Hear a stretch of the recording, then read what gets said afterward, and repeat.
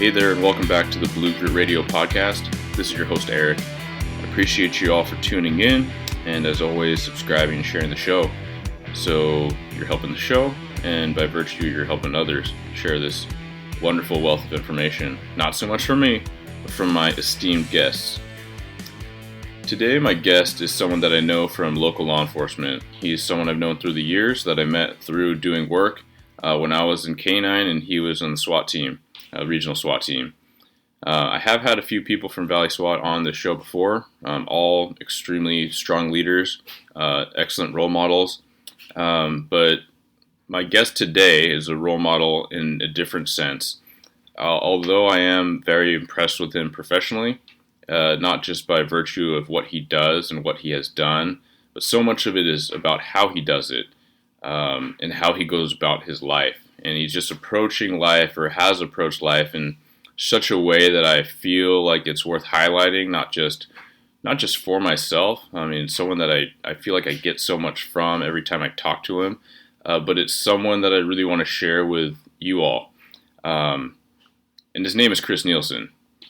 So Chris works in the neighboring police department, Renton PD, who listeners have heard about numerous times. I'm not shy about the esteem I hold that department in and the people in it, from working alongside, like literally next door for so many years. But Chris is cut from a different cloth, and anyone that knows him will truly understand and validate that. It's really uncommon that you find someone that is an attorney that comes into police work, but he is that, and so there's an oddity there. But as I've gotten to know him better, and so much through interviewing him for this podcast, it was even more of I suppose, an anomaly, my goodness, and an enigma, learning about what makes this guy tick and trying to decipher how he's wired. If you don't know him, you're probably expecting this extremely complicated person and complex individual, which I have no doubt he is. But I think one of the most amazing things is how he approaches things in such a simple manner, and how he interacts with people, how he treats people, how he leads with such confidence, how he leads up. These are things that are so apparent to me, and yet through this humble and calm disposition that gives me the impression that he has nothing to prove to anyone, including himself, which is something that I continually contend with, and something that I continually hope to grow out of, or grow into a sense where that is not so much a priority, is trying to get the validation of myself or others. He's a dude that does things the right way for the right reasons, because he has a strong compass and he has a strong purpose in how he navigates that. And we get into talking about the ins and outs of the career. We get into talking about how he came up, his origin story, which you don't want to miss, and also how he approaches life in all these capacities that are so much more important than the life behind the badge, or wearing the badge. It's how he interacts with his people, with his family, and with his tribe. So without further ado, my conversation with Chris Nielsen. Ladies and gents, welcome back to another episode of Blue Grit Radio. This is your host, Eric, and today joining me is Sergeant Chris Nielsen of the Renton Police Department. Chris, thanks for coming on the show, man. Yeah, thanks for having me. It's always good to catch up. Yeah, so those that aren't from the area are probably like, what is this with Renton PD? It's kind of like this this auxiliary, sometimes it feels like an auxiliary department of my life. It's the next door department. We've had a lot of different Renton PD or former Renton PD officers on the show, and I honestly don't really have any bad things to say about the department or the people that I've interacted with. But we go back a number of years. I think a lot of my meetings of Renton guys has been through the SWAT team when I was K-9, and it's just with the Valley teams, you just have a lot of rubbing shoulders when you're doing that kind of outside agency work. I believe that's when we first met. Is that what you recall? I think so. I mean, that was the cool part of being on the SWAT team, is that law enforcement can be a little insular sometimes when you're working with just your own department. And so that was the cool part Mm-hmm. about being on the team, is that you get exposure to so many different people from so many different local departments. And so, yeah, I think that's how we met. Yeah. If I would recall like my first impressions of you, and it's similar to a lot of the guys on the team that I met, which was, and I'll maybe expand on this, but it was someone that was super focused, clearly took care of themselves, clearly fit, kind of laser focused as far as facial expression, like eye focus, tone, demeanor, and I think that's true of a lot of Valley SWAT. But also, you had what was a very approachable candor, a very supportive candor. Showing up as a dog handler with a canine for whatever op. It was very clear. It was very patient. It was very appreciative to say, "Hey, thanks for coming out." And that's something that I noticed right away from you and then other members of the team would be, it looked like you were excited to see us come in and potentially be a resource for you. And that was really cool, where this kind of might sound weird, but, responding to all different cities through, the Tri-County area, there were times where people kind of look at you, and they're not super excited. It's clear that people don't want to run with you, even though they called you there, and asking for someone to run with you as backup. And, they're getting on the radio and they're kind of looking around awkwardly because they clearly don't want to do it. So just a very different dynamic, clearly, with someone that feels obligated versus the SWAT team that all want to be there and put in clearly a lot of work and training to stay and be proficient on the team. Yeah. I came off the team almost 3 years ago now when I got promoted. And that's something that I don't think I've ever yet recovered from.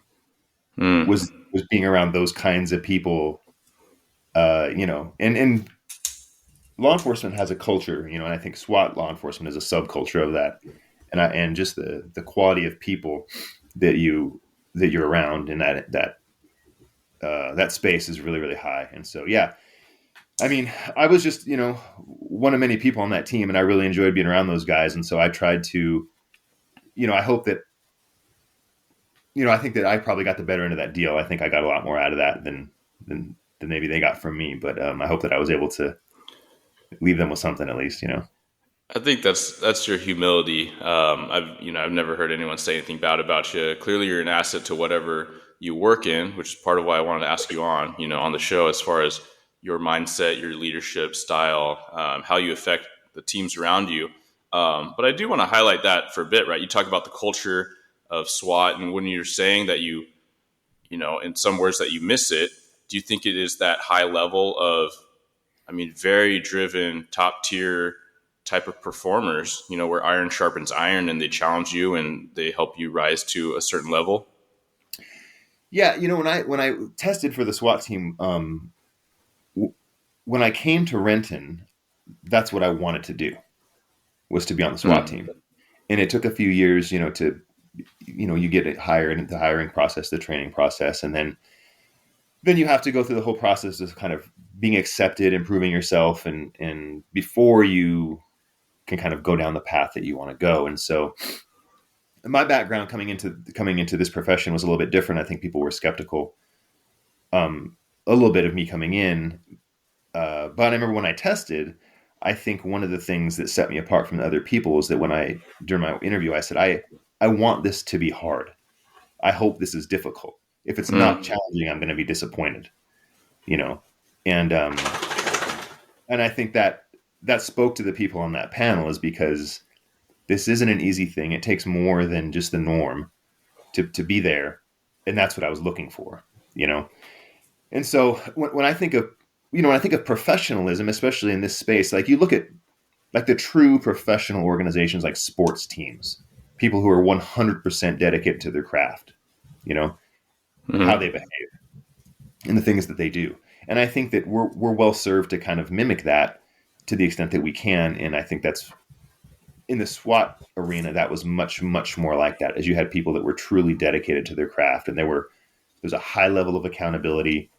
People are very invested, not only in their own success, but in especially in the success of the group, Absolutely. And yeah, and I really, really, that resonated with me, like that ethos really resonated with me. Yeah. I love that. And that, I recount the candor that you had. And then I think about all the multitude of times that I was working on the street, either as an officer or as a sergeant, calling in on a, on duty SWAT, or it became a full team call out where when people were showing up, I just felt like there was this very, and maybe people are going to throw stones at this, but from my perspective, there was this very kind of humble confidence of people coming in. They're coming in, they're clearly professionals. They knew what they were doing. There wasn't this, and I've seen it as well in training, where the SWAT team leads this active shooter, multi-agency training, but it's very approachable, right? And I know there are stereotypes of SWAT dudes and these quote unquote operators, right? But I've also seen it in other agencies outside of my region, interacting with other SWAT officers. I mean, there's memes and such, but it also permeates into canine, where sometimes you show up and it's like the hero is here. What do you have for me? And I'm here to save the day. And it's kind of this like almost like unfurl the cape off your back. And I can think of one larger agency in the state where canine had that reputation, where everyone else is like, who do these guys think they are? And they just like had this air about them. But I always appreciated not seeing that in the Valley as far as our agencies, unless it was jokingly, which is always fun. It's always fun to make those joking stereotypes. Yeah, and it's funny because as far as time and resources, the SWAT team gets a lot of that. Like they have a lot of it's a very expensive organization, not only money wise, but time wise and energy. I mean, they're taking away when they're out training, and they cause stress on patrol squads and such because they're gone all the time, and we had really, really good equipment, really good training.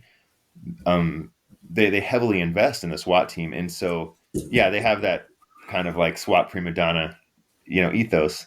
Yeah.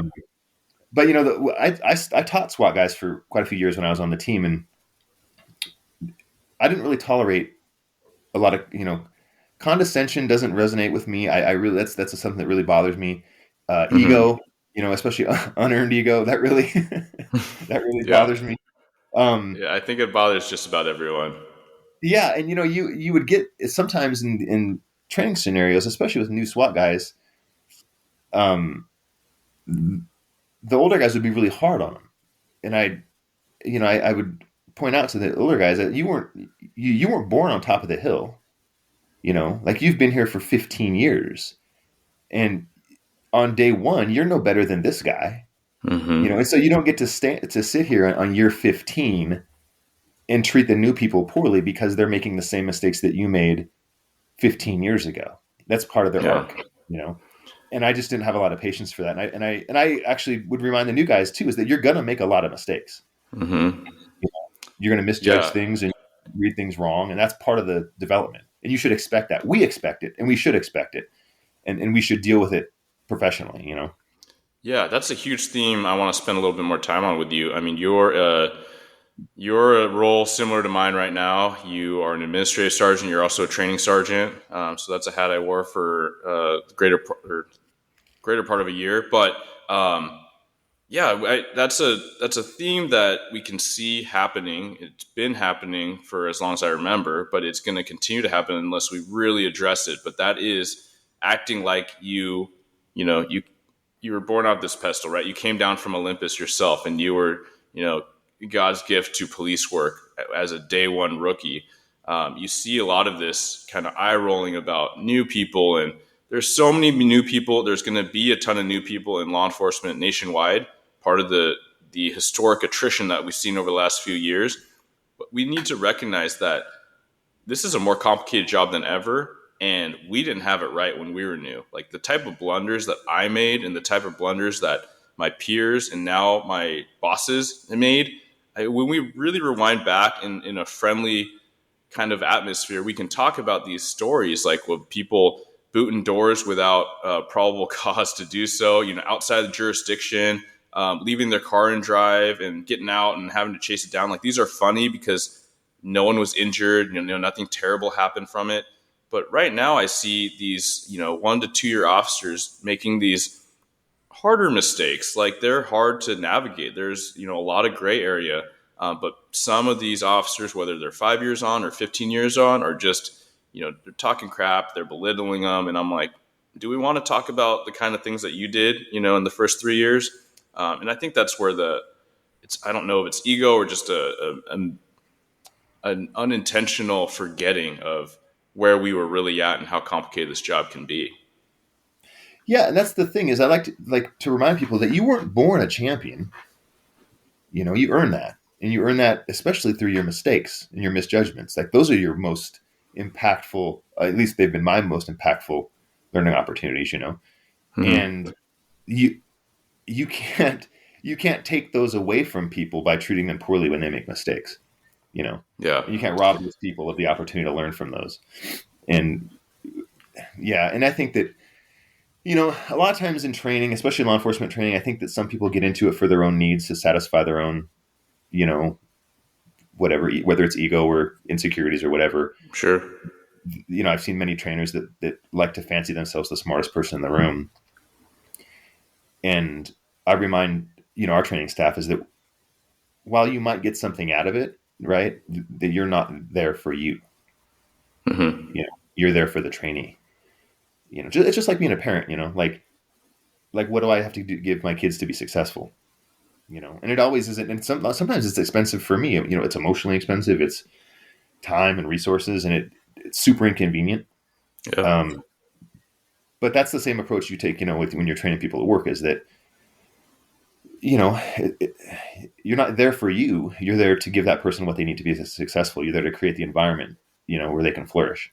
And that's, I think, one of our biggest responsibilities, as trainers and as the boss, Yeah, I love that that vibe of paying it forward, right? You're service oriented towards your mentees or towards your students, right? It's not about you. If you're effective in your role as a trainer, then they're going to flourish, right? They're performing. And so however you get there, whatever you have to mitigate, whether it's your opinions, your style, and that is hard, right? It's hard to look at individual people differently, but we all learn differently. We all have a different background. We all have different things that are going to affect our inputs and our outputs. But I want to bridge that with a couple things you mentioned, right? You just talked about parenting, and that's where I'm reminded when you said that you were testing for SWAT and you said, I want to do this because it's going to be hard. I want to do hard things.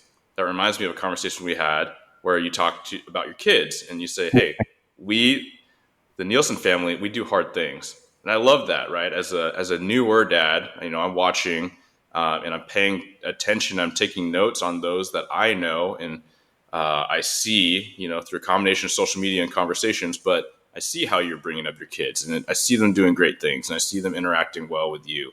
So yeah, can we talk a little bit about that and how does one inform the other, or where does all of this come from in the Chris Nielsen like lifestyle and professional style? Yeah, so to kind of to take it back to kind of first principles or original principles, I grew up very differently than my kids did, and so I didn't have like I had a whole structure of what not to do, how not to raise kids. That was my upbringing, is just do the opposite. Just do the opposite of what my childhood. Sure. The challenge there, though, is that I've learned so many valuable things from the hardships of my upbringing that you want your kids to learn those same lessons, both without the pain, but it doesn't quite work like that. But yeah, when they were really little, and I think we talked about this from very, very early on, I wanted to inculcate them with the idea that you should expect hardship at times, right? Things aren't always going to break your way.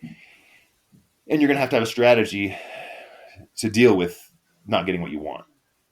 And, and so from very, very early on, when my daughter was just a baby, just learning to talk and just from the soonest point she could understand it, I said, we do hard things. In this family, we do hard things.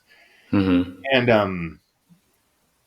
And just kind of the humility that you have to, I think, to be an effective parent, right? And like I said, it's a lot of sacrifice, and it's a lot of times kind of like trying to reconcile your goals and kind of, what you want to achieve with what you need to give your kids. Because, you have finite time and finite resources, and you're trying to balance those things, with what your kids need to be successful. And I think that's really informed a lot of how there's not a lot of, I want to say, like, I don't inconsistency between how I treat that part of my life and how I treat my work part of my life. Is that I very much use the same principles in parenting that I do in dealing with people at work, right? And if people at work, if they're misbehaving or they're having hardship or whatever, going through a thing, I use a lot of the same strategies I use with my kids.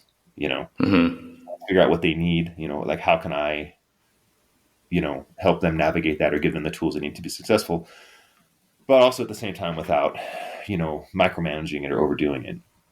And with your kids, I think one of the hardest things about your kids is giving them the space to fall down. It gets hard, especially, my kids are now, they're teenagers and they're falling down more and in bigger ways. And, giving them the space to do that with at the same time trying to mitigate any damage that might cause in the future. And I think that's one of the big challenges. And I didn't have that growing up. And so I fell repeatedly and hard. Yeah.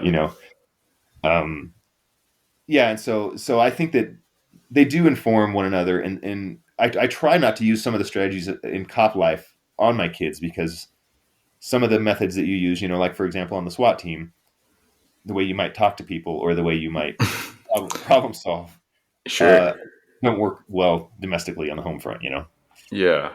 And it might work well for one kid, right? And it might make the other shut down. And I think that's where, I put on my thinking cap and my observational, cap, coming up and learning about life and truly maturing and growing up in the vein of a police officer, right? Like, I got hired at 21. I certainly was not as mature as I would have liked, or I would like most officers to be. Although I think I was pretty good for that age and that time of my life.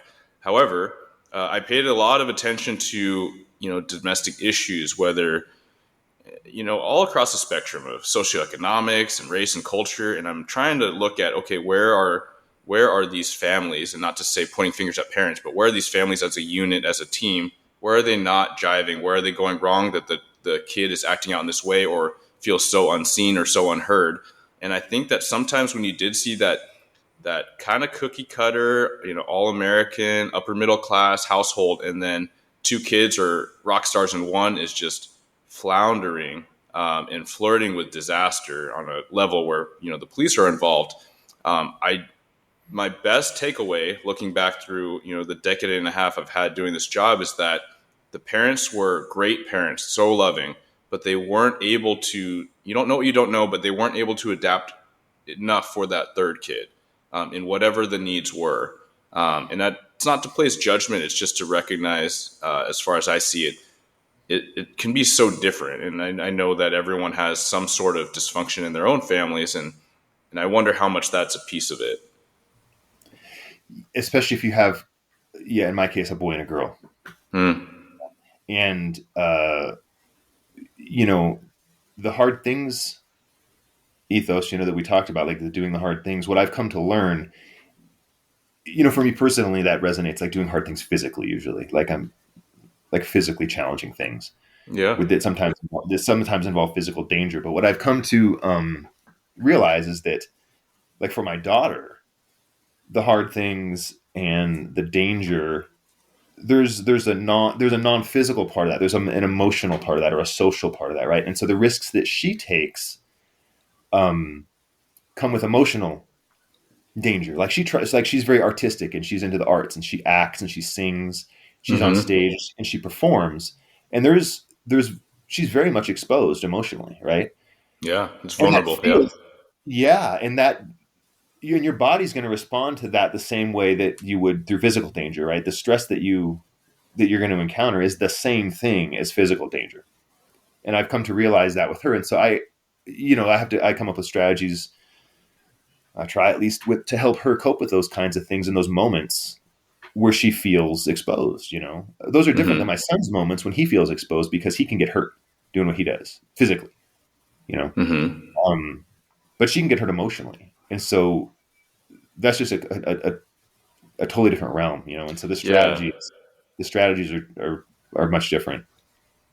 Are there any crossovers, like when you talk about things that you can think of maybe from your own experiences? Is that things like physiological, like box breathing, combat breathing? Is it things like visualization? I mean, you talked about sports teams, and as far as leadership and mindset, and that takes me to sports psychology, which I think is super relevant for us to talk about being high performers and developing teams. Is yeah, they get paid the big bucks to figure out what's going to work for high performers and everyone kind of coming together to collaborate. Anything like that? Yeah. I'll share a story with you really quick about.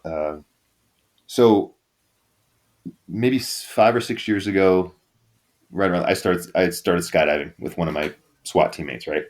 Mm-hmm. And got really into that for a while, and then my wife, I talked my wife into it, who's not a physical risk taker. She's not into things that would get her injured physically. Yeah. But somehow she came to the conclusion that she wanted to try skydiving herself, and so she did it a couple times, and I went up with her. I didn't jump with her, but I was in the plane with her. Mm-hmm. And she's I think naturally she's kind of an anxious person. My wife has spent a lot of her adult life finding her peace, especially with who's a cop. Yeah. Yeah, and just kind of pursues the hobbies that I pursue, and so I've probably contributed to her anxiety a lot in many ways. Yeah, I think that's fair for us to recognize. Those um, first responder spouses are no joke. Yeah. they're actually kind of the heroes that hold it all together. Mm-hmm. Absolutely. But she went on one of her first skydives. She went up and she totally, like, decision wise, just kind of blacked out. I mean, she spent 6 hours in a ground course going over all the things you're going to need to know to be successful on that first jump. It wasn't a tandem jump.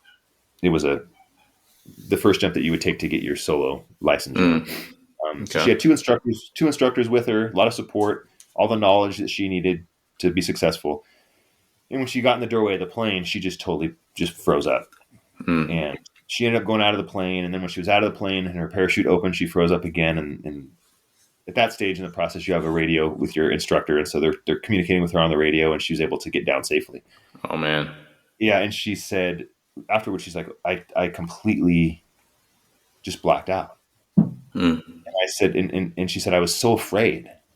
And I said, well, what were you afraid of? And the obvious answer, right? She said, well, like of dying, of my parachute, Mm-hmm.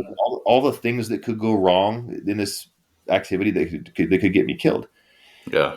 And I said, yeah, and if you fixate on those things, your likelihood of getting killed goes up, right? Because then if you're fixated on the things that can go wrong, then you don't have the bandwidth to focus on the training that you need or the strategies that you need to be successful. Like, Yeah. what are the For sure. techniques that I need to execute here to be successful in this activity? And they gave you everything you needed to know, right? They told you all the steps you needed to do at every process along the way. You rehearsed them. You demonstrated competence before they took you up on the plane. They felt that you were able to execute them, and then they took you up on the plane to do it. And so I said, you kind of have to, like, come to terms with the possible outcomes, but then put those aside and focus on what you need to do in the moment to be successful. Focus on your training, focus on your strategies, right?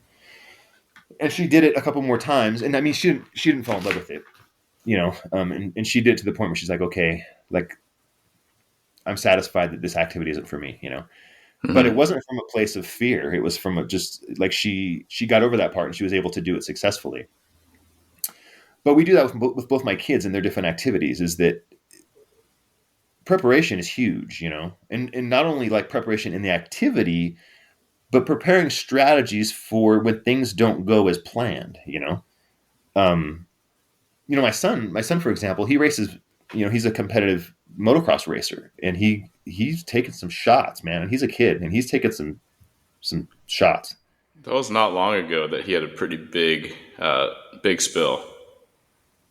Several, yeah. And he went down to Georgia and I'm big on chasing your dreams, man. I tell my kids, don't dream too small. Hmm. Right? Like I think one of the Yeah, I love biggest that. things, the biggest mistakes you can make is dreaming too small.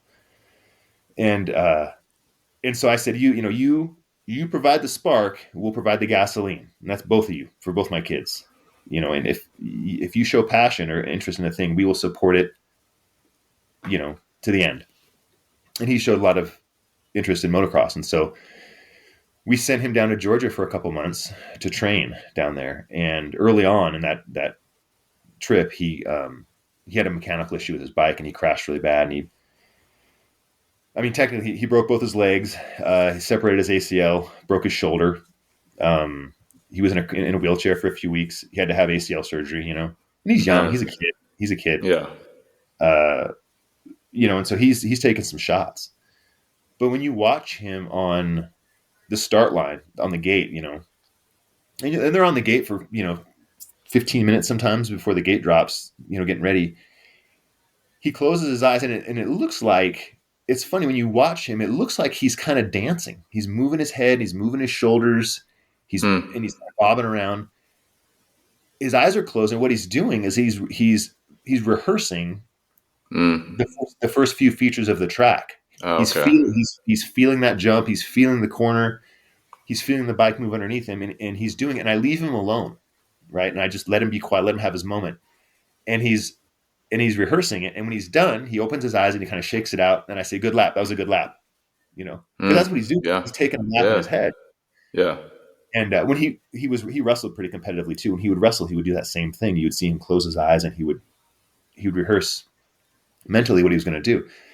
And with my daughter, is the same way. We find a quiet spot, and she closes her eyes, and we tell her, I want you to very detailed visualization of what it's going to be like when you're on stage, right? Where I'll be sitting in the crowd. You can see me there, and those kinds of things. And so, yeah, those strategies, kind of the preparation, the visualization, those kinds of things, they matter. Being intentional about like what you're trying to accomplish. Yeah. Putting in work up front. For sure. And the translation is huge for new cops, for people that are testing, or just, they're trying to figure out the thing. And field training is something that just pops into mind because I've been talking to someone recently. But, so much of that is visualization, right? Succeeding and just having a positive mindset, positive outlook. Guaranteed. And so many people, whether they course correct or whether they just flounder and then they fail FTO, is how they're doing, right? So we try to do, these pep talks where like, yeah, you're looking at the marks and yeah, you know that you have deficiencies. Cool. Process that. Don't dwell and let's move forward. Like nail the next call. Like, what to do, right? Walk through it, talk through it. But if people aren't willing to let go of that, it's like if you tell yourself, hey, don't trip, don't trip, don't trip. And then all your brain is hearing is trip, trip, trip, trip, right? Like, I think that there's a lot of power to that. And we do see these generally positive, just driven. There's people that are driven, but they have a chip on their shoulder and then they beat themselves up and they really are limiting their potential. And I'm not pointing fingers. I'm explaining this because that's very much something that I have to contend with and I have to continue to prove in because I floundered my first couple weeks of FTO. Like I was about to get extended. I was just in my head and I was thinking about everything I was doing poorly rather than finally, with some encouragement and a couple pretty solid pep talks, just saying, hey man, like, you know what to do, right? Yes. Cool. Are you worried about getting hurt or getting someone else hurt? I'm like, nope. They're like, okay, cool. Like that we aren't either. Everything else we can get with time. Just drive in and do the thing. And so as lame as "Just Do It" by Nike seems to be at times, like it literally was a phrase that simple where I was just kind of repeating that in my head. I'm like, dude, I'm fully capable of this. I'm making it way harder than it needs to be. Get out of your head and just do the thing. Yeah, and one of the challenges that we face too in training is that their fear of failure, right? And especially when we would do SWAT training, people's fear of making mistakes in front of their peers who they respect. Yeah. Right. That's a very powerful motivator, right? If you are afraid of being judged by people that you respect or look up to, that can be that can really, really impact performance. and your strategies. Yeah. And so we try to, that goes back to kind of, it maybe sounds cliche, but it's being very process oriented, like focusing on the process and kind of letting go of the outcome, because the outcome will come if you follow a process, and in training, especially training new cops, it's like, listen, make a decision, right? Plant your flag, make a decision, and then pivot, Mm-hmm. because one of the things I ask people, I said, is it better to make a wrong decision or no decision? Right. That's And huge. yeah, because and if you make a wrong decision, you have a data point now, right? And okay, at least if nothing else, it's not that. Yeah. Make Right. make a new decision, right? And it might Exactly. not be that either. And eventually, enough not those will become. It's looking more like this. Mm-hmm. And so, that we said, make a decision, and use some comments, use some life experience, Mm-hmm. and there's lots of training principles that we've taught you, but also like rely on your common sense to some extent, right? And don't be, you don't have to be so scripted, you know? Yeah. No, absolutely. I think that's huge, and I think that, I mean, obviously we've covered a lot of the crossovers between all the things. Um, to rewind back when you said when you came to Renton, the real thing you're focusing on is SWAT. And can you remind me of, was Renton your first police agency? It was the first, yes, it's the first time I've been a cop. Yeah. Okay. But funny enough, I didn't want to, I really wanted to work at Bellevue. Like when I came into Yeah. this profession, I started testing to be a Bellevue cop. Yeah. Um, I wanted to work on So, their set team. okay. Yeah. That was my goal, is I wanted to work on their set team. I wanted to do undercover stuff. It looked fun. I worked a lot with those guys, before I became a cop, and I Yeah. wanted to be among them. Okay. Um, and So then let's talk about your origin story, because conveniently this wasn't planned, but I think it's the best idea as it's played out. But we're about a half hour in, and now I will tell people that you are a trained attorney. So now that everyone's bought in, they like you. They can continue to listen. So I didn't lead with it. Hey, he's a lawyer also.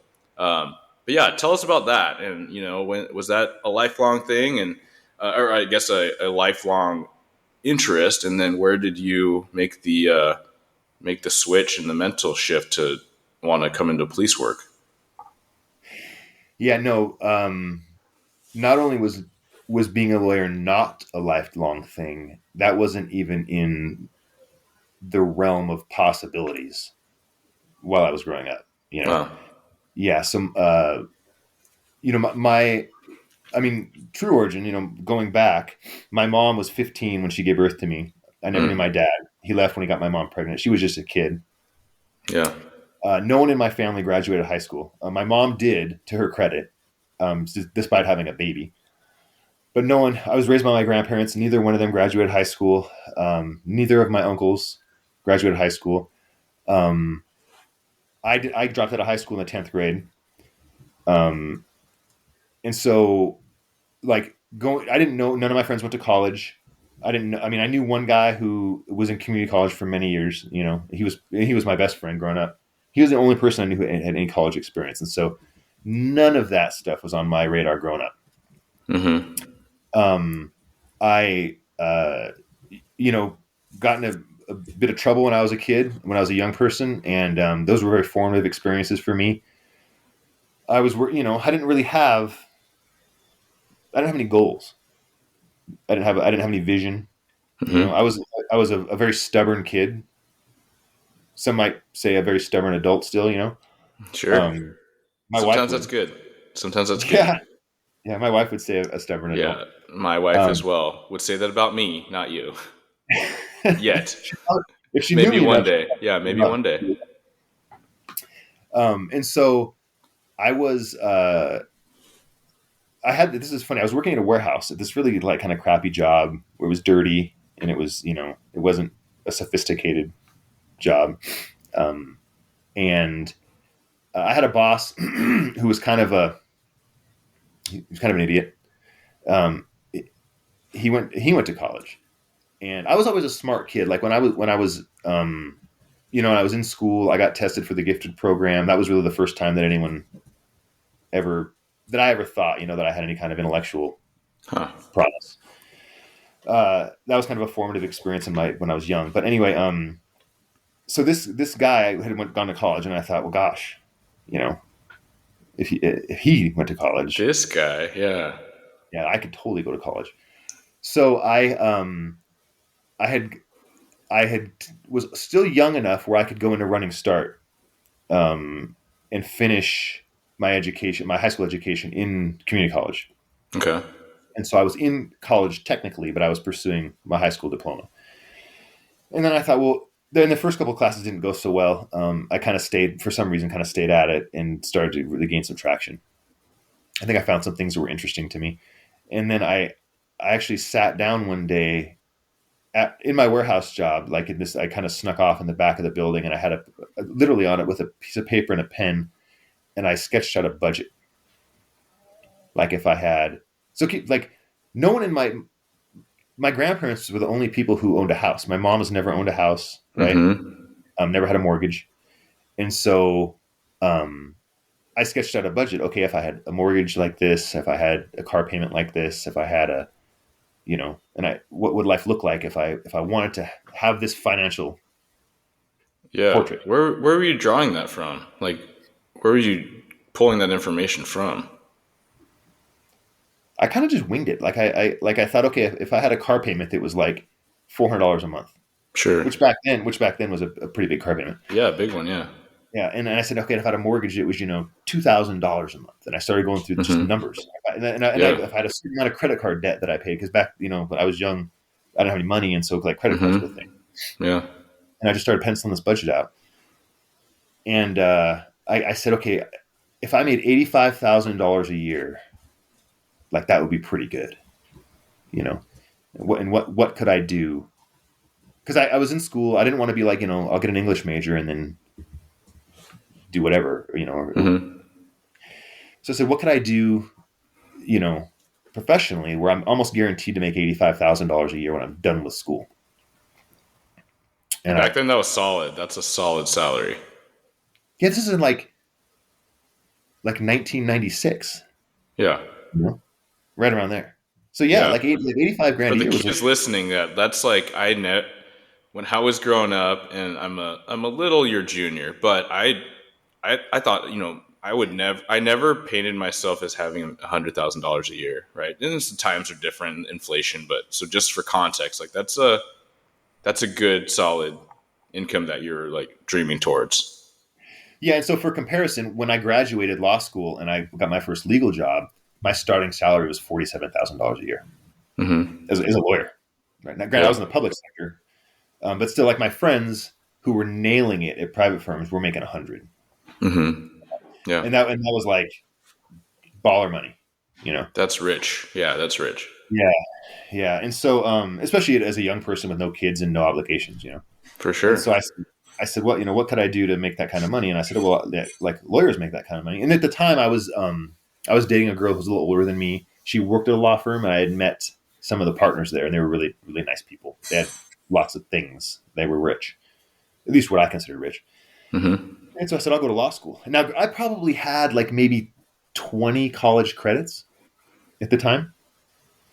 Right. And so I said, I'll go to law school. And I don't even know if I'd finished my high school diploma by then.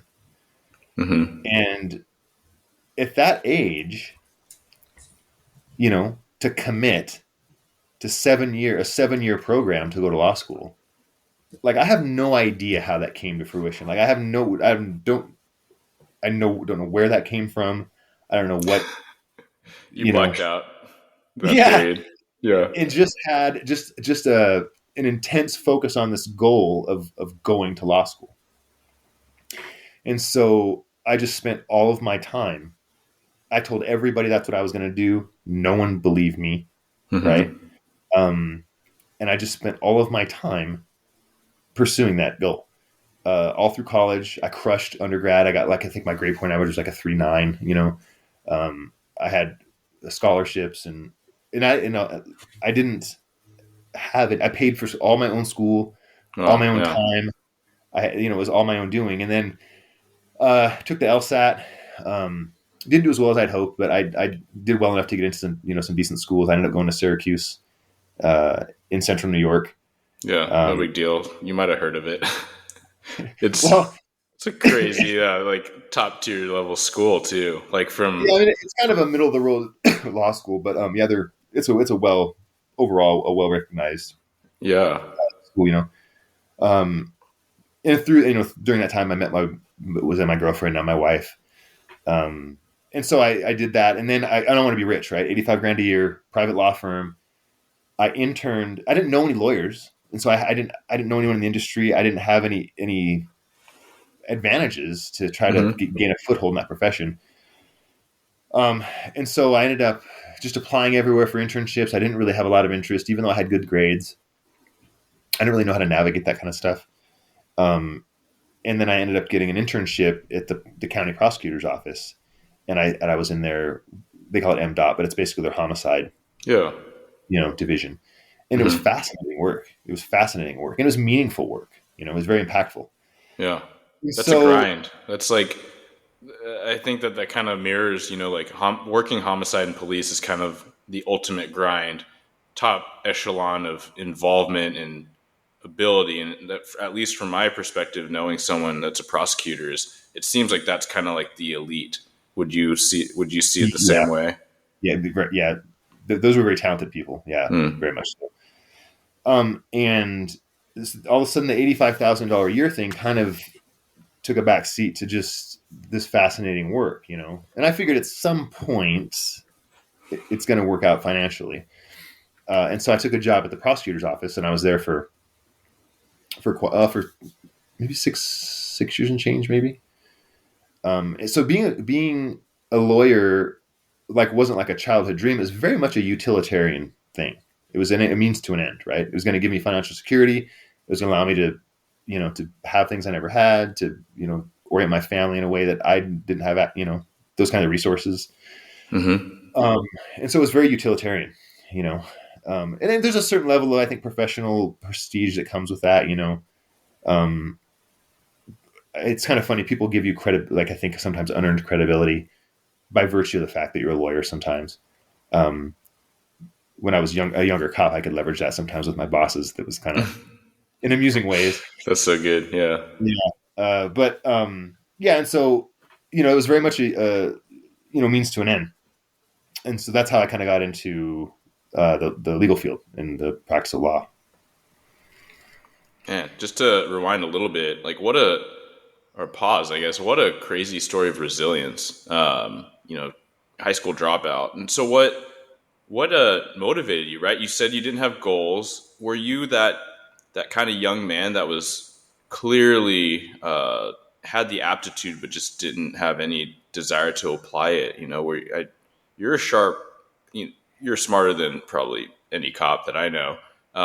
But where where did you recognize, or did you at a young age, that you're like, I don't even know what to do with myself, but I know I could do something?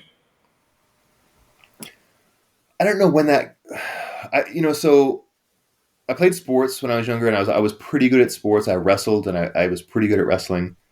Um, we didn't have like material things. We didn't have a lot of things, and so anything that I did, like I remember I would spend summers mowing lawns and earning money so that I could buy school clothes.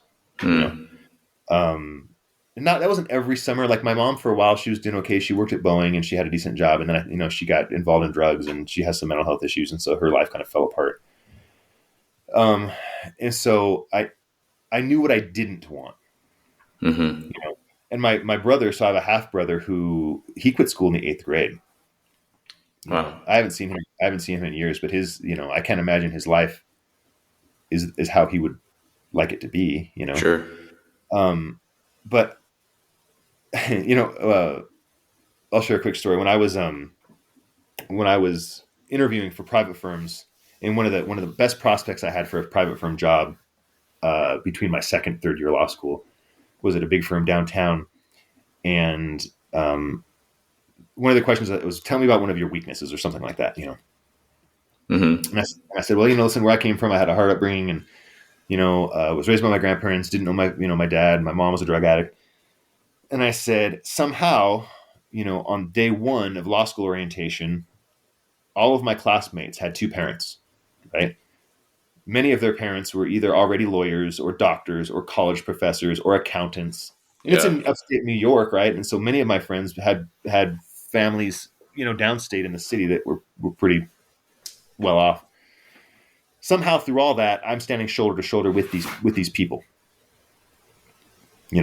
Somehow through all that, I'm here with you, and I didn't have Mm-hmm. what you had. And so that's the story I told to the recruiter, and I said, and so the point of that story is that I'm not easily impressed.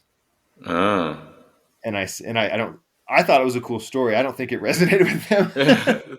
They were not impressed with your story. Yeah, they weren't Man, impressed either. And dude, so when I that's earlier when I a said, mic drop moment, though. That's pretty yeah, and legit. so I don't that when I said I don't deal well with condescension or people who talk down or ego, because the fact of the matter is that just with enough, I guess, kind of tenacity that you can, like we had these mixers in law school. We would go to, because the medical school for the State University of New York was right across the street from the law school. And so we would do like professional events together, like dinner parties and such. And maybe one of the only educational groups that can mirror the ego of a law student might be a medical student. And they were just like, they would look down on the law students. And I thought, gosh, the only reason that I'm not a doctor is because I didn't go to medical school. I love it, man. It's like I could have, if I wanted to. And Yeah. it's funny because people always like, they say that's a lot of school. That's a lot of, commitment. And I'm like, well, like over those 7 years that I was in school, like you woke up every day and did something, whether you got up and you went to your job, came Mm-hmm. home, went to the gym, like you had a routine, whatever your routine was. Yeah. Like my routine was just school. That's how I chose to spend my time. It wasn't extraordinary. It's just how I chose to spend my time. And Yeah. we all that's a choice we can all make, Yeah, I think that's So your humility again, right? Like, I love the power of that, right? It's pretty brass tacks. Like, people to say that they don't have time, and I love that there's people that are willing to immediately buck back and say everyone has the same amount of time in the day, and if you're sleeping, 8 to 10 hours, then actually good on you. You might be able to get a lot more done in the remaining hours for those that don't sleep as much, right? Because yeah, that's an investment. But yeah, what's all the idle time, like whether you're at work or not at work? Yeah, man, I love that. yeah, yeah. And so, yeah. So to go back to that, I mean, that's kind of my law school story. And then getting into, I don't know if I want to talk about my transition into police work. Yeah, please. Uh, so the last couple of years at the prosecutor's office, I got sent to their special operations division, which they also call it case development. It's a non-trial rotation. I tried quite a few cases as a trial attorney at the prosecutor's office, but then the other position was more of a case development. So I would work closely with police officers and detectives who were, in the investigative stages of cases. And I got sent to the East Side Narcotics Task Force at the time. That it doesn't exist anymore, but I think we had a dozen, maybe 14 commissioned people in my office, and then me. And I was literally Mm-hmm. shared office with all these cops. And most of them were, in the early middle part of their career. They're all still really ambitious. These are like, kind of like SWAT people. These are people who are dedicated to, their craft. They're very smart, very Yeah, capable. Most of them made as much money or more money than I was making. They were having fun. I would go out on warrant services with them and see what they were doing. yeah, And I thought this is really cool. And I really liked how clever they were sometimes, accessing information, whether it was, novel theories for warrants or just problem solving on kind of a cerebral level, right, to get to where they wanted to mm-hmm. go in their investigation. And I thought combining that with, like, when you go to court, it's a very artificial setting. I mean, the rules of evidence and the admissibility of things. It's a very contrived environment, Yeah, and the decision making. I think the principles aren't always what they should be. I think there's sometimes a skewed sense of fairness. Um, I had one time I had a judge tell me, Mr. Nielsen, you have plenty of evidence in this case, right? And when they were suppressing some of the evidence in the case, you have plenty of evidence. Yeah. That's not the standard, you know. Like if I have lots of evidence, I'm kind of supposed to win. That's how it works, you know. Sure. Yeah. And so that was frustrating. You know, some of the tactics that the attorneys would use were frustrating, and I thought if I could be closer to the problem, like at the origin of the problem, I think I could be more impactful in solving that problem by the time I got to the trial level. Interesting. Yeah, and so that with the allure of, you know, just how interesting law enforcement work was. I was still young. I think I was like maybe 33, I guess, relatively young, and maybe 34. And I said, I told my wife, I said, I'm gonna, you know, I'm just to get credibility with my work group, I'm gonna go through the testing process, just, you know, so I could be closer to them, like, you know, share experiences. But you wanted to flirt with the opportunity. Deep down. You know, and very much so. And so I tested, and I did really well, and I got 3 interviews out of the gate. One at the first one was at Kirkland, Bellevue, and Renton, and I got offers by all 3 agencies. And then I had to, which is crazy because I do backgrounds now, you know, and I look at my background and I'm just like, and I was young, and I tell people, like, it's like you don't have to be perfect to be a cop. Yeah. You know, but usually what the arc of your life is usually like if you have some hardship, right? And at some point, at some period, there's kind of a hard right turn, right? Where you're like, okay, I'm not doing that anymore. Yes. You know, I got married, I have a kid, I have a job, I have some skin in the game. I can't afford to be out doing stupid things. Yeah. And I, you know, that was kind of, you know, I wanted to go to law school. And so I just focused on that. And, but I got 3 offers. You know, the recruiting process at Bellevue was kind of an outlier. It was different than what I expected. And I ended up taking a job at Renton. Because you know, Renton is a little more gritty than Bellevue, you know. It is, yeah. It might be a touch less gritty than Kent. I would agree. I think the farther north you go, Kirkland is like the upper echelon up on we call it the other KPD, you know, to my Kirkland brothers and sisters. It's just a different world for sure. Yeah. And so, it's great. It's fantastic. Yeah. And my recruiter at Renton, you know, they were getting ready to annex Skyway, which was pretty gritty. And, I love that word. And they have you know, they said, we have some strategies to deal with the problems up there. You know, I was like, oh, that sounds fun. And so I took the job at Renton. Plus I grew up in Renton. When I did go to high school, I was in Renton. I went to elementary school in Renton. I always thought that was kind of poetic, you know, to kind of come home and be part of that resonates with me for sure. Yeah. And so, that's kind of how I got into that. And then once I got into my foot in the door in law enforcement, I started seeing the SWAT guys.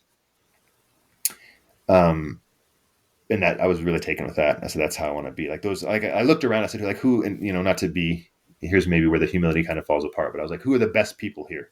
Like who are the best among us, the most capable among us, the most professional among us? And I said, okay, that's them. I want to be like that.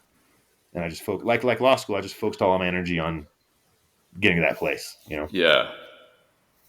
It's pretty remarkable. It says a lot about It says a lot about you. It says a lot about the Renton PD culture, police culture in general, and the SWAT team. But, you know, we started this interview, you're talking about how you were hoping that you could make a positive impact on the team, and you suppose that you got more from them than they got from you, which is, I think that if I called anyone right now or sent them a message, you'd have a lot of pushback from your old team, right? Saying like, oh man, that guy, like of course he said that, and you know, we were indebted to him for his commitment and his contribution. But you know, here's a guy that recognizes, like, I'm not impressed by any of this, any of you. Like, you have all this, and I can go shoulder to shoulder, toe to toe. However, once you got into this world, you're like, man, I'm grateful to be among these types of people. And with that, I think there was a lot of maturity too. You know, that was maybe a different phase in my life, and that continues to evolve. You know, it's funny. I just turned 47, and I'm constantly struck by the shifts in my worldview. You know, And I wouldn't describe myself necessarily as a extraordinarily patient person, but it's always something that I'm focused on being is more patient in a variety of domains, But yeah, the SWAT thing, those guys, I mean, that's just such a cool environment to be in. It's just such a cool environment to be in, and the work is very consequential. And, Yeah. they say kind of what is it? Kind of shared strife, right? Creates bonds. Mm-hmm. Yeah, And you're so, in the crud together. yeah, Yeah. like there's a port guy and just it was on the Port of Seattle guy I was on the team with, and just a handful of the most just gnarliest SWAT calls that I've been on. Just the scary ones where you're like, oh, I don't know how this is going to go. For me, Mm-hmm. I don't know how this is going to turn out. I've been with him like shoulder to shoulder on some of these calls, and I look back and I have I hold him in such high regard, and I'm so fond of him. Because we shared some things together that were just really gnarly, scary experiences. For sure, man. Yeah.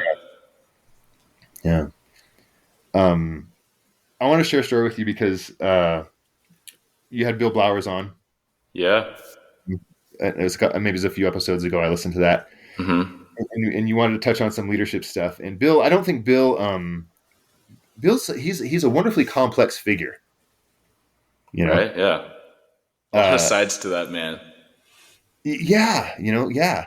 And if you take him on a very surface level, right?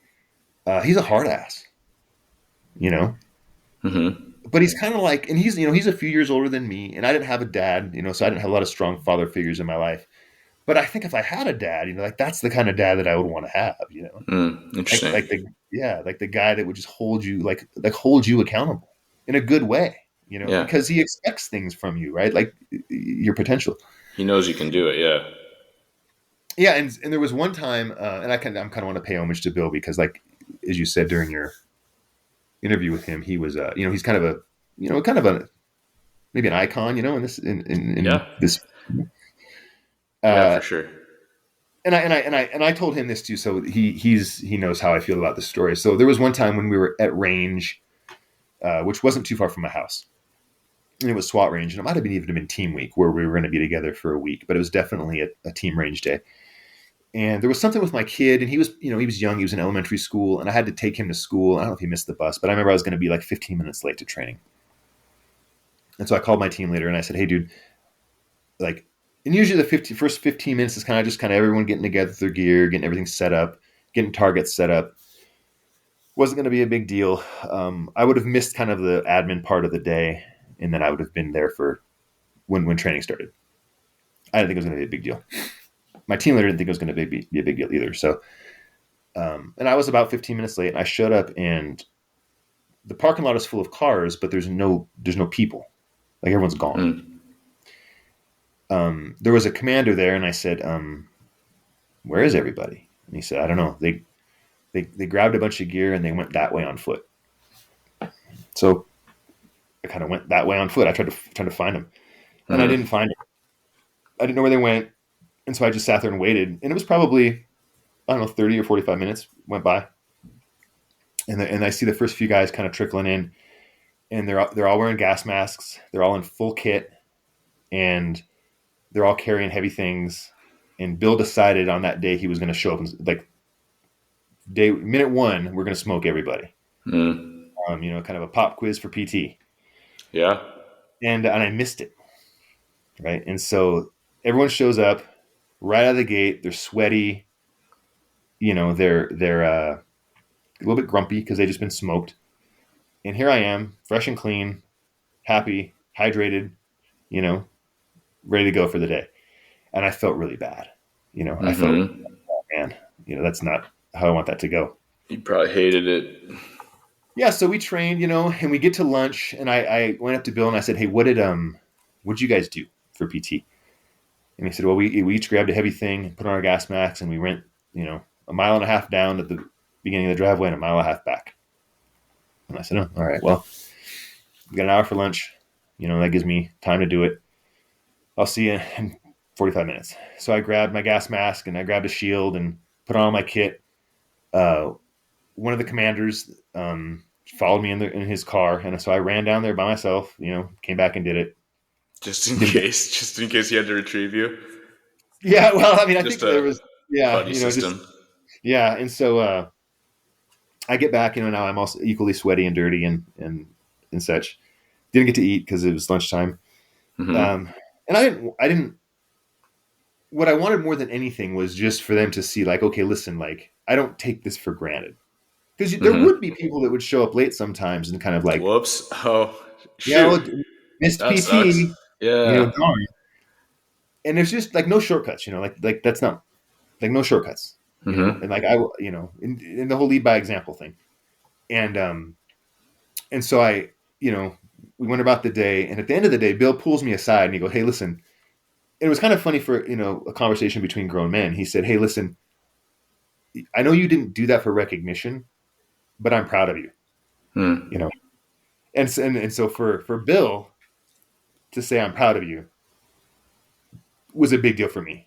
For You know, sure. yeah, Absolutely. yeah. And so you talk about leadership, right? Yeah. Um, and that's something that I do with my kids too. It's like I make sure they tell them, "Hey, like, good job, I'm proud Yeah. of you." Yeah. And you need that because on the other end of it, when you say, "Okay, that one was less good," I'm less Mm-hmm. proud of that one. Yeah. Yeah. Because there Yeah. has to be some. You can't just only talk to them either when you're only proud of them or only when you're disappointed in them. Yeah. And that goes back to earlier what we were talking about is like dealing with people at work too. Like it's really important to tell people to point it out and say that was really well done. Yeah. And it gives you credibility for when you say, okay, that was less well done, and we need to talk about Mm-hmm. that one. I care about you Yeah. in both circumstances. I care about you, right? And that's important. I think both as a boss and as a parent. So, but anyway, I wanted to kind of give a shout to Bill because I remember that was very impactful for me, and it's something that was that I'll carry with me.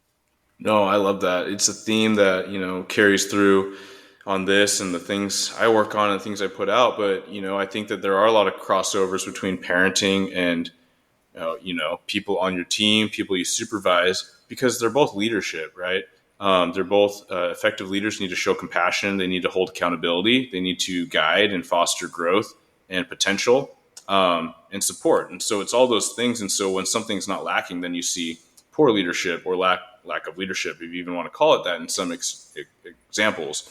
But yeah, I think you're familiar with I imagine you're familiar with the 5 love languages, just from what I Oh yeah, perceive of you and your family. Yeah, so like for those listening in that are like, where is he going to go? Short terms, is that there's a book. You don't have to get the book. You can just look them up online. I think they're hugely impactful, and I've literally pitched this to friends and coworkers, saying, "Hey, read these 5 what they are, and go over it with your partner, your spouse, your girlfriend, whatever, and just talk through, what it's saying. And really, it's just to say we all receive attention and love in different ways. We give it in different ways, and we prefer to receive it in different ways. But I say all that to say that words of affirmation are one, and my wife prescribes that that's one for her. So it's not one for me. So I don't tend to think of saying nice things to her, things that I'm really appreciative of her in the moment, because I'm a quality time guy. And so I just want to be with the people I care about. So to say that, like, it definitely resonates with me as far as you remembering this moment with Bill where he just said, "I'm proud of you," kind of like, "Son, I'm proud of you," because yeah, you didn't have that. And I didn't have a lot of that either, and like, I love my mom to death, and I don't know where I'd be without her. But I absent, a good relationship with my dad. Um, for as much as my mom tried, like, there was a cultural divide. And so like Eastern Asian culture is not to really tell your kids how great they're doing. It's a lot more about, that's it, what else, right? So she would have loved me to go to law school. The whole family would have loved me to go to law school, med school, any of these schools. But it did mean a lot, in the more recent years since I've done this thing she knows I care about. She knows it's important, and she sees me being pretty good at it. She has relayed her pride, right? But that is something that I notice when I look back. I don't think I care about words of affirmation. I've even said that for years. But when one of my bosses that I respect takes the time to say, "Hey, man, this was a really big deal. Like, amazing work. I'm proud of you. And I think back to some of my teachers saying that, or some of my friends' parents saying that, for whatever the thing was. Like, it does mean a lot. And so, I try to be intentional about that. When guys and gals are doing good work, like I do look at them, especially when they're, 21, 22 years old, like they're kind of like a kid. And I don't mean that to be disparaging. That is to mean like you have so much potential, and I'm so excited to see all that and to have a hand in guiding that. I want to make sure that I am intentional about providing the support sometimes through that, right? That validation to say, hey, I'm noticing, and like it's legit something that I'm proud of, whether they're under my supervision or not. Oh yeah, yeah. Especially, yeah. Excuse me. That doesn't have boundaries, like supervision boundaries. Like I've written up commendations for people who don't work for me, who I've seen do really good work. Yeah. Yeah, good work transcends boundaries, I think. Yeah, no, and like I said, I think that it gives you credibility when you're the same in both moments, right? When you say like, I'm proud of you here.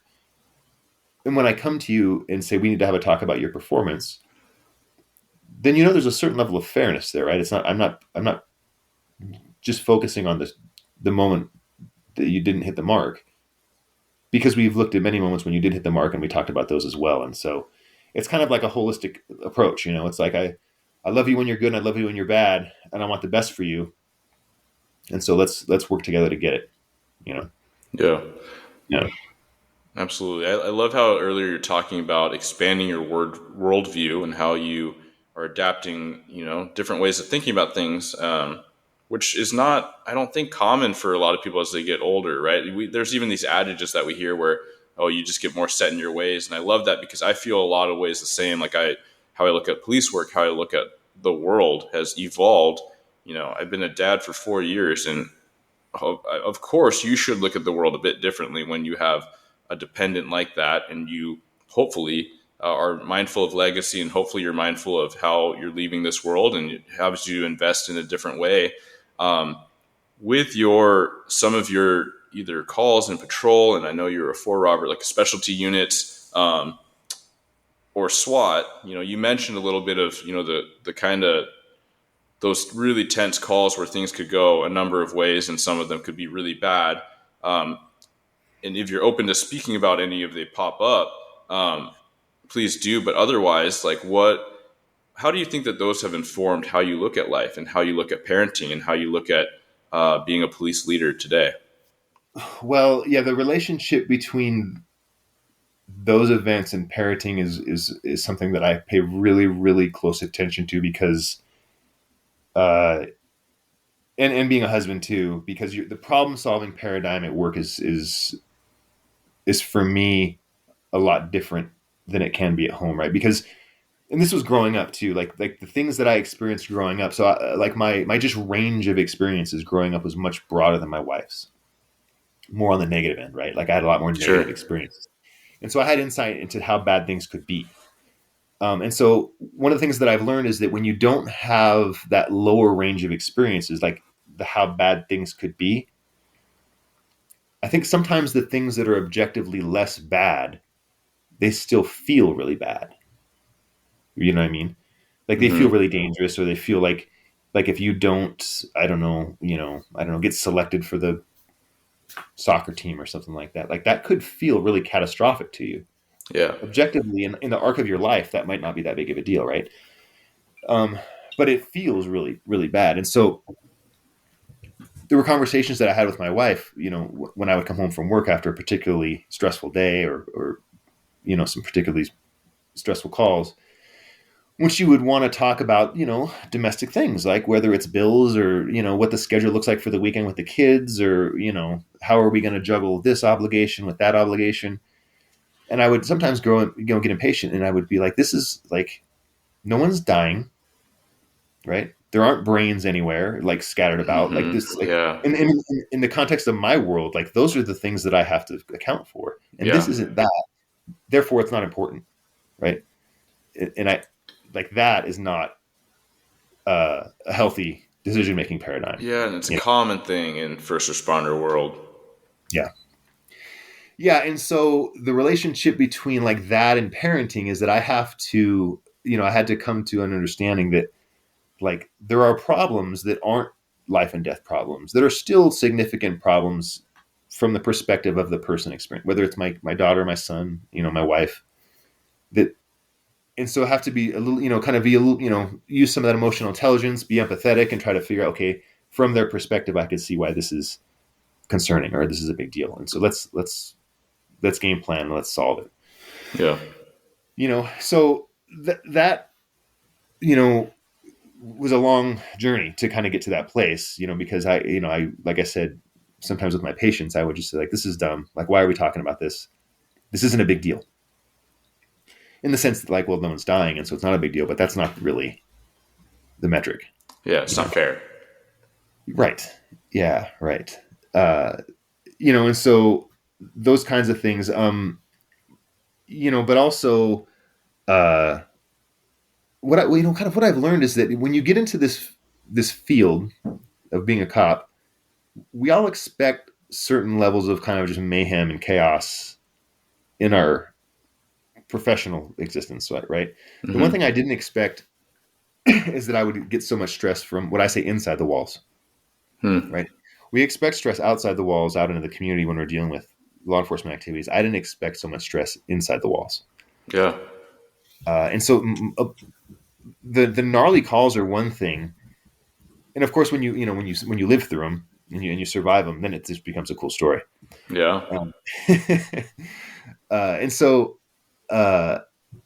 some of the most stressful moments that I've had professionally that I've leaked into my personal life were not from the stress of a law enforcement event in itself, but the reaction of leadership to that event. And I've had some pretty, one of the deals I made with my wife when I came into this profession is that I was going to keep my law license current, so that if I ever got to be too much, I could. That's my ripcord. Go back to being a lawyer. Yeah, that's solid. And I have a good escape plan. And the only really time that we had a serious conversation about that, and I've been injured, I've been hospitalized, I've been banged around at work. None of those times has she said this is too much. But the one time she said this might be too much was after a pretty gnarly call that we had where it was out in Federal Way. And I don't know if do you remember that call where the guy, me, two other guys were up on the roof, we got shot at, and then eventually. Is this the guy that lit the house on fire and Buchanan set his dog in there? Yes. Exactly. I remember hearing about it. Yeah. Exactly. Yeah. And so the aftermath of that event, and that was like, being on the SWAT team, it's funny. You're like, oh, that was a once in a lifetime call. And you're like, yeah, that's like the 5th once in a lifetime call we've had. People like to light their houses on fire when they're highly motivated. They don't want to go to jail. It's crazy. Yeah. And those once in a lifetime calls actually aren't really once in a lifetime. But the aftermath of that and the way that some of the issues involved in that event were handled administratively caused me a lot of stress, a lot of stress. And not because I got in trouble or did anything wrong. It was just what I felt was a lack of kind of like concern for our well-being. Because that was the first time that I was actually kind of like, I've been in the area when people have kind of shot at the police. Sure. He was shooting at me. Yeah. At us. Yeah. That was very personal. That was like that pissed me off. And for sure. And then the effect of that for me emotionally, like when I kind of went through the aftermath of that, and kind of what I perceived as the lack of concern from some of the leadership was really impactful for me. And it took me the better part of a year to get over that. And my wife, for that year, I was not a pleasant person to be around. And, off and on, maybe I hope there were bright moments, but, overall, I think I was dealing with some things. And she said, hey, listen, like whatever it is, you need to fix it, and that was, and so it was funny because it wasn't the stress of the thing of getting shot at that did it. Like I kind of expect those things to happen. I don't expect what I've felt to be people for people to be so, unconcerned with our well-being of being shot at. Right. So, those kinds of things for me kind of make their way home. And when we go back to, talking about things that are some of the most formative moments in your life, right? The hard things, um, that I took a lot of deliberation and a lot of kind of like, rumination and just insight into really thinking about that event to come to terms with it. But that was a very formative moment for me, and not only professionally, but like how I have to deal with stress from work at home, you Yeah. know. That's huge. I'm glad you went there because, we sign up for this job, whether it's today or 15 or 25 years ago, and you know that there's going to be scrutiny of the police. You know that there's going to be people that don't like you. You know that there's going to be people that want to hurt you. Um, but you don't think about what it's going to be like, possibly today, because people talk about it a lot on the national level, but you don't know what it's going to be like to not feel supported by your own team.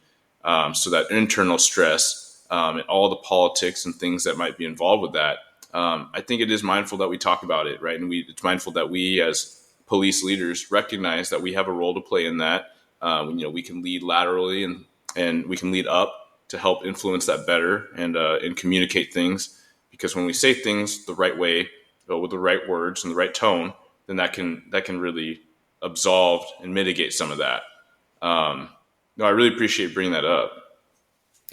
Yeah, the funny thing, kind of the ending of that story is that it culminated with the chief eventually reaching out to me and saying, "Hey, listen, if you want to talk about this, let me know."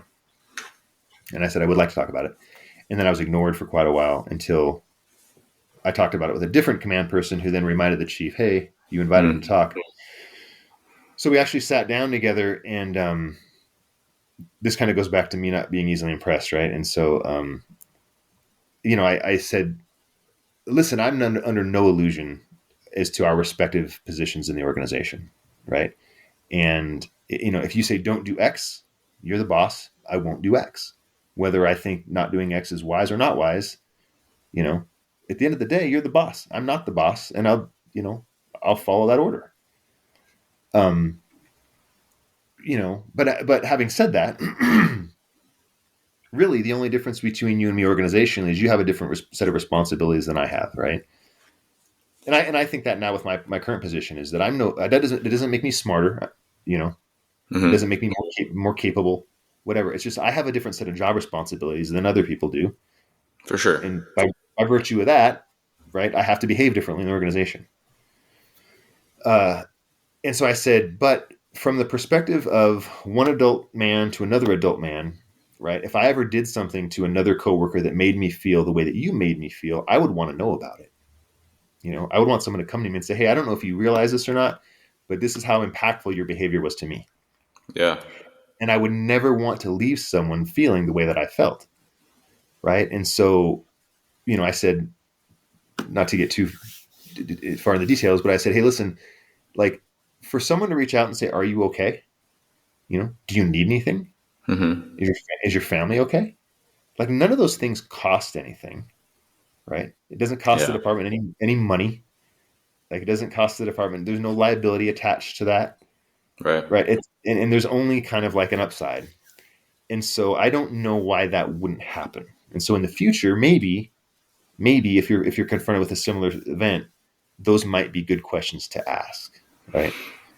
Um, and I thought none of us are too big to learn from anyone, really anyone. We Um, shouldn't be, but certainly it's well, hard that's for the some thing. people. How did that conversation get received? He sat there with kind of that contemplative, kind of like fingers to the chin kind of thing, and Mm-hmm. he paused, and I don't know if it was for effect or not, and he said, and in my mind, right, it was in my mind, it would have been like, "You know what, you're right. I missed that. I apologize. I'm glad you're okay. I'm glad your family's okay. Do you need anything?" Right? That would have, to me, would have Yeah. been an Thanks appropriate for bringing response. it to my attention. Yeah. Yeah, File that yeah, away. Yeah. yeah. I'm really glad that you shared that with me, like that kind of thing. But it was instead, it was. That's a fair point. That's a fair point.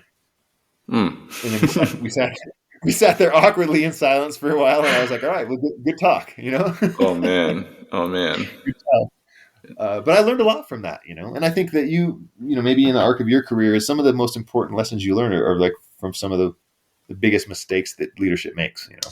Yeah, absolutely. Just to reaffirm that was your prior chief. It was a couple chiefs ago. Yeah, a couple Couple chiefs ago. chiefs. Okay, cool. So Renton's on the up and up. Leadership solid. So I have a great check out. relationship I have a great relationship with both of those the chiefs since then. The funny thing is when the chief before this one got promoted, I said, "Hey man, can I meet you for coffee sometime?" And we had a good relationship. He was a sergeant, Mm-hmm. then a commander, then a deputy chief, then a chief. And I said, "Can we meet for coffee?" Funny, he thought I was going to meet to tell him I was resigning for some reason. I don't know, but he Oh thought man. like that's what. Yeah. But I shared that 'Cause same that's the story. only reason why you go to someone at the top is like for bad news, right? Not just to check in or have a conversation. Yeah. Yeah, but we met for coffee. It was outside the department, and I shared that story with him. And I said, the reason I'm telling you that, boss, is because like you're gonna have so much stuff, and so much stuff on your plate that the little things matter. You know, like the words that you say to people matter. And that this event was so impactful for my life for a year. I was ready to quit this profession, right? Leave and go do something else over the way that I was treated here, and it just doesn't take that much to care about your people. And I hope that you take that with you as you take the chair in that office. Yeah. He was very grateful for that, and he thanked me for that. And we have a great relationship. He's actually our CAO now. He's like our running chief the city. Yeah. Yeah. And so we have a great relationship. But it's cool that you can have relationships with people in authority like that. Is that like you can speak honestly to each other? I think that's how it should be. You know. Yeah. Yeah, I love that. I mean, it just takes a little bit of intention and attention, I suppose, to do that. It's the low hanging fruit, and it's something that I try to remind those that will listen. Right, just the quick check in, especially being a peer sport guy. It doesn't take anything.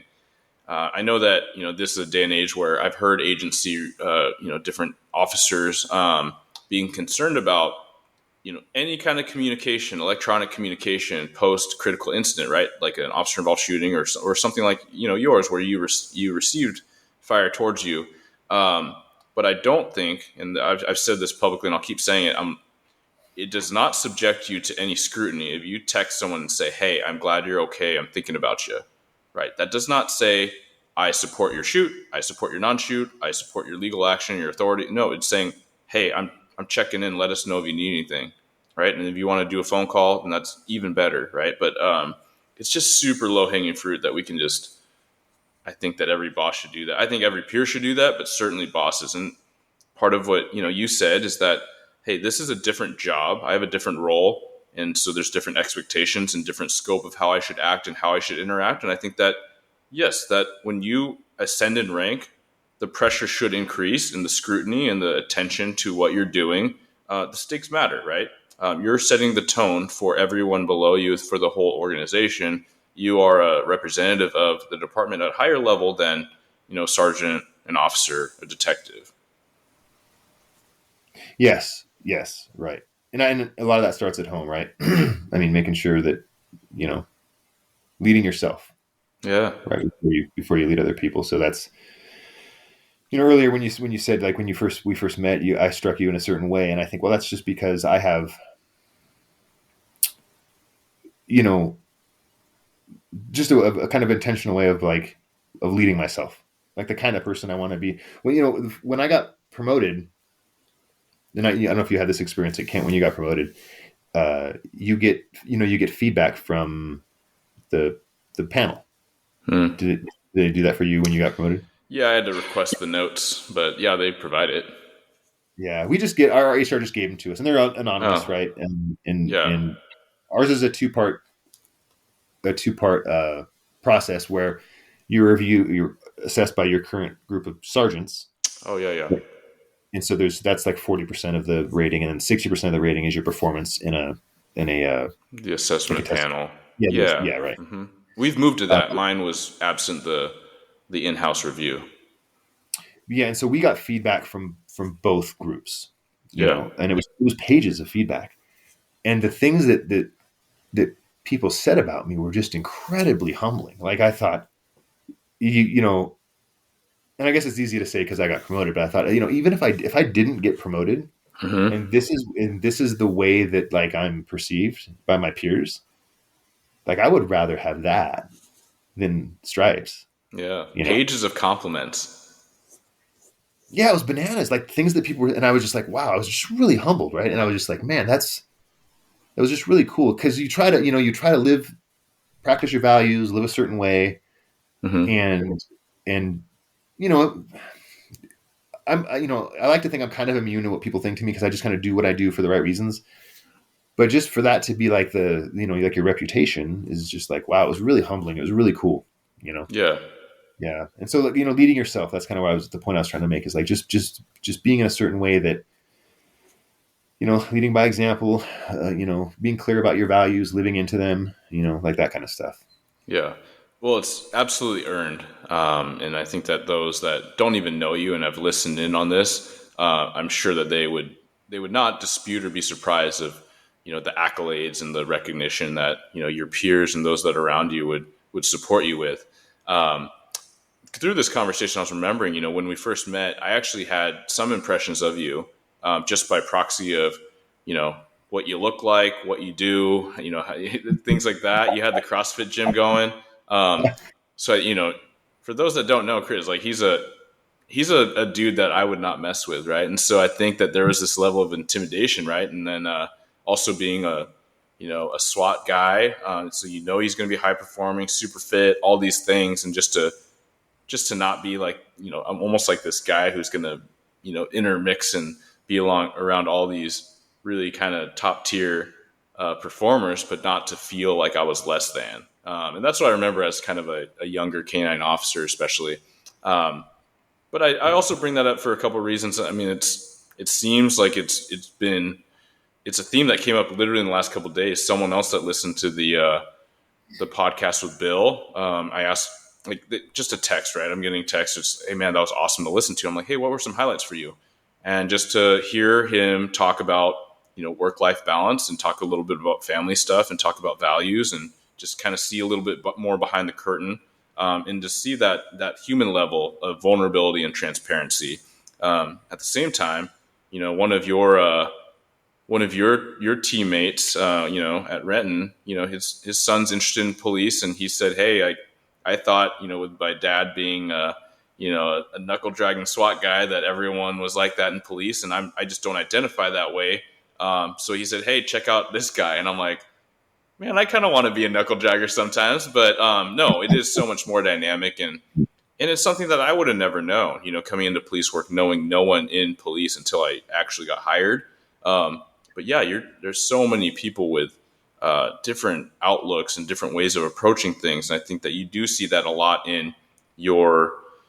if you have a strong agency with strong agency culture that appreciates and promotes talent, then you see these specialized units where, whether it's SWAT or detectives or, community support unit, they look at problems differently and they try to engage their cognitive abilities and, really cerebral, as you said. And I think that it's really amazing when people recognize that police work can be that. And there's a lot of examples of people that do that, far better than I can imagine. Yeah.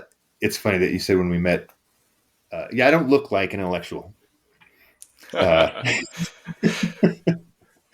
It's and I just think it's like, funny.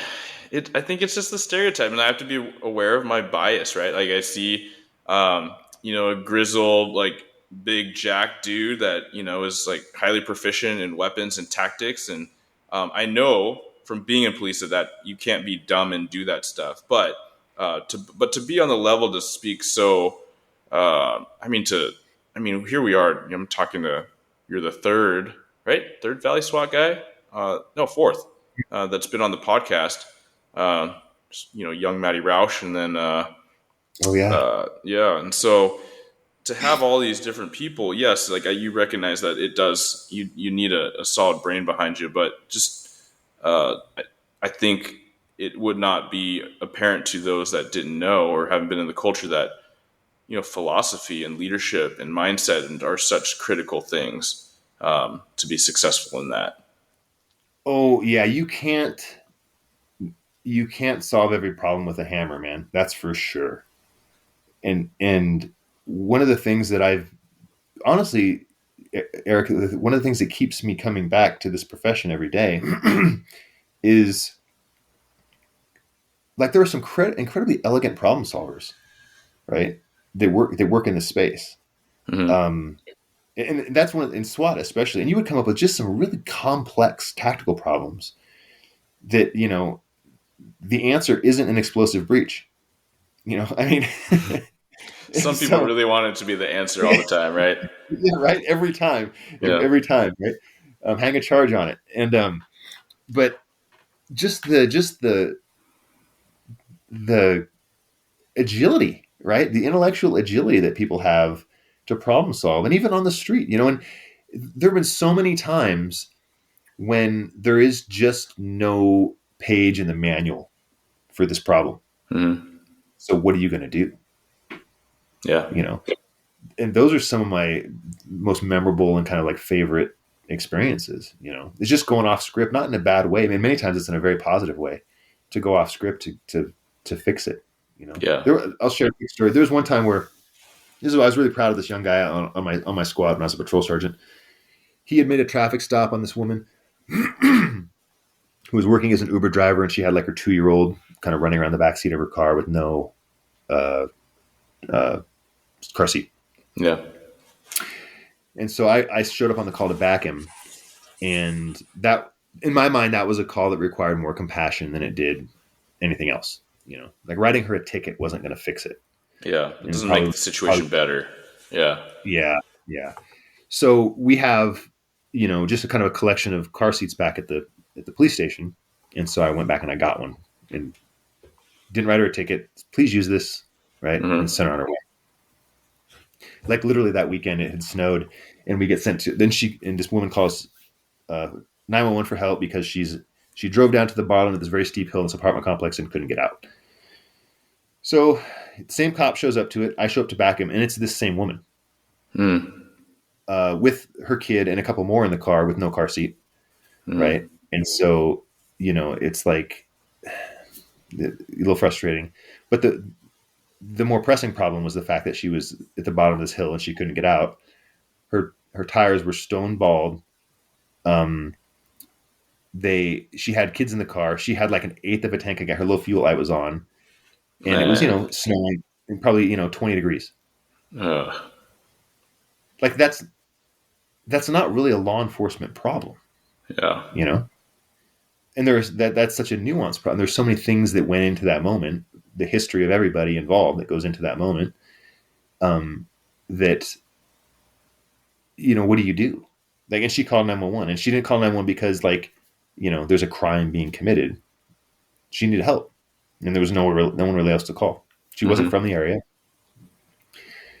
So we went and got her and kind of, went through a whole list of things to do. We ended up putting her up in a hotel and her kids up in a hotel for a night. And I think that there's kind of a little bit of a discretionary funding we had at the department that allowed that to happen. So we put her up in a hotel. I told her, hey, listen, I happen to work tomorrow. When daylight comes, we'll sort this out. After she had left, we got a hold of the city shops because they were out like sanding the roads, right, and putting out ice melt. Yeah. And so we, because the problem was that the whole hill was just covered in ice and she couldn't get up it. Yeah. The sanding truck couldn't go down there because it was just he wouldn't have got out either. So me and this other cop carried buckets full of ice melt down this hill. It was like probably, I don't know, maybe 150 meters. That's your wad. Right? Yeah. Out of the day is like these bucket carries of ice melt up and down this hill. And he had just dumped a big pile of it up at the top of the hill and said, do with it what you will. And so we had dumped a bunch of ice melt on this hill. And when we came back the next morning to start work again, it had mostly worked. And not only that, the funny part was that the next day when we went back, all the people in the apartment complex who were stuck now were not stuck anymore. Yeah. And we're like, a lot of them were very gracious. And this wasn't like a high end apartment complex, probably not very police friendly. And it worked amazingly well, And so Mm-hmm. we went back, we picked up this lady at the hotel, brought her back to her car. She was able to drive out of the thing. And it would have been very easy just to be like, hey, sorry, I don't know what to tell you, Yeah. you know? And those kinds of things are not only, I think that the public is unaware of those kinds of things. I mean, that's pretty commonplace for those kinds of, you probably have similar stories, Yeah. But when you talk about problem solving, right, with people, like there is no real page in the book for that kind of thing. And so it's really neat to be part of people who craft solutions, in that way. Yeah. So, Yeah, and I love that you share that story because oftentimes when we have conversations about calls that stick with us or calls that we feel really good about impacting, and it's generally more of this, less of the critical incidents, right? Like you and I have been in some stuff, but that's not the things that hit us emotionally the most or makes us most proud to do this job. Some of them are, right, and then others, like it is kind of these more innocuous, not really law enforcement function opportunities where a layperson would never get a call like that to help. There's certainly a lot of people that would be willing to help someone in that situation, but there's also a lot of cops that would get that call and be like, "Sorry, lady," and maybe even speak about patience and how that's something you try to work on. You get frustrated, right? Like how are you in this situation and all these kids are freezing, and you almost want to think maybe there is a law enforcement function. Are the kids at risk? And is this reckless? Da da da. But then ultimately, to have the discretion and then the overview to say, hey, this is a course I can take, and this will really help the situation out and help the person out, and she's just trying to make it work. And I've not been in this situation, being a mom by herself out of town, unfamiliar with no network and multiple kids. I've never been in that. I don't know what that's like. I can imagine that's really hard. But to be able to do that, I think is so powerful, and it's just what we need to support, and we need to tell those stories and help people highlight that can be very much part of this. yeah, one of the things that I tell new cops a lot is that when you show up to an event, right, and there's decisions to be made, very few of those decisions are helped by highlighting someone's shortcomings in their life, right? Like when you say, well, your life choices brought you to this moment. Oh my gosh. That may be true. And it oftentimes is very true. Mm-hmm. But that's not terribly helpful. No. And I've said those things, and I don't feel good about it, but I share that to say, yes, it's tempting, and yes, but that's immature, right? And it's what does that get you? How do you got called here to help make something better? How does that do that? Exactly. And the people involved aren't surprised to know. Like they know, right? Like oftentimes when you deal with homeless people, right, and that are addicted to drugs and such, like they're aware of their plight. Like they know their situation.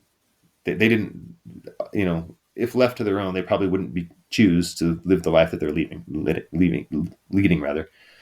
And it doesn't really help to point that out. And I tell new cops that they're new cops all the time. It's like, you don't, like, they know, like, just focus on the problem, right? Focus on solving the problem. And it doesn't really help to point those kinds of things out. Yeah. For sure. Yeah, man. Well, my last question was going to be, what do you think police need more of? And I think that our last couple of topics kind of hit it, right? And we talked about leadership, intentional leadership, and the messaging of that. We talked about just this willingness and commitment to serve in a problem-solving vein, right? Like really help the problem and help the person. And this is the people business, and ultimately that's what we're trying to do. So keep that in radar. Does anything else pop up for you as far as closing notes? Well, just really quick on that topic. The funny thing, when I first got assigned to a patrol squad as a sergeant, I would have been probably the third most junior tenured person on my crew. Right, there were 3 or 4 more people Two of them had literally double the experience that I have, right? Wow. And you may have had a similar experience where like they were very much held their convictions firm, right? Had a Mm-hmm. very set worldview, Yeah. and much of it was influenced by the news, by the media, by Fox News and Ben Shapiro and all that. And that's fine. But if one of my coworkers he drives around, listens to Ben Shapiro at top volume for 12 hours a day, and I'm like, dude, that is not going to lead to a good mental space, you know. Yeah. Uh, It's but it's polarizing, all of it. yeah, and that there is a very strong gravity to negativity, Mm-hmm. right? And the energy that it takes to not only meet that, but to try to overcome it is really I mean, that's a formidable thing. It's exhausting to show up every day and try to combat people's intentional negativity, Mm-hmm. Yeah. and and cops can be a very salty, jaded bunch. And I would tell my people, if you don't watch the news, which is kind of hard because you kind of have to know what's going on as a cop. But if you don't watch the news, or if you're very selective about what you consume, and you actually look around, in my experience, is it's not nearly as bad as people would have you believe. Yeah. Like being a cop has new challenges. Definitely, it's not nearly as bad as people would have you believe. At least in my organization, you know.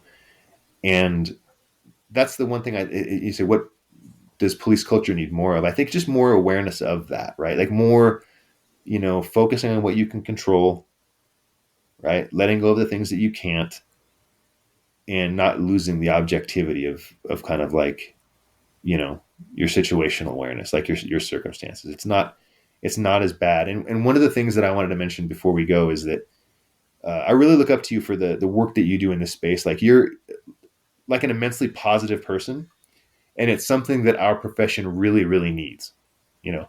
And so like sometimes I look at your content and I'm like, God, like how do you, like, what did you have for breakfast this morning? Like, how do you maintain that? How do you maintain that perspective, in some of these times? And it's really important. And so I give you a lot of credit for that. And so, earlier before we got online, I told you, to keep it up. And I hope that you know, keep pressing forward with this project because it's a really important one, and it adds a lot. So you get a Thank you, lot of credit for man. that. Yeah. Yeah, thank you. That's super humbling.